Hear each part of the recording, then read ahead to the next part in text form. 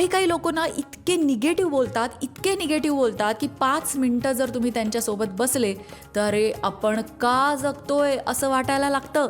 असा अनुभव आलाय तुम्हाला? कधी कधी मैत्रीण असते, अगदी जवळची मैत्रीणसुद्धा बरं का, कधी कधी नातेवाईक असतात, कधी कधी ऑफिसमधले कलिग्ज असतात. जरा 5 मिनटं ते आपल्या सहवासात आले किंवा आपण त्यांच्या सहवासात गेलो की याची तक्रार, त्याची तक्रार, परिस्थितीची तक्रार, बाप रे बाप, निगेटिव्ह बोलून हे आपलं डोकं खराब करतात. अशा लोकांपासून खरं तर लांब राहायला हवं. पण काय करणार, नातेसंबंध असतात किंवा ऑफिसमधले कलिग्ज असतात, आपण यांना टाळू शकत नाही.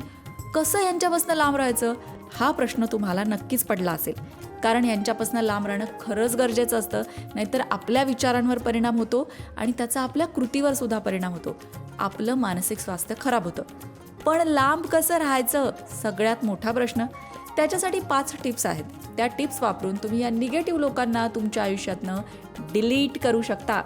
पण करायचंय काय हे जाणून घ्यायचं असेल तर लोकमत भक्ती चॅनलवरचा संपूर्ण व्हिडिओ नक्की पहा, ज्यामध्ये तुम्हाला 5 टिप्स सांगितल्यात निगेटिव्ह लोकांपासून लांब राहण्यासाठी.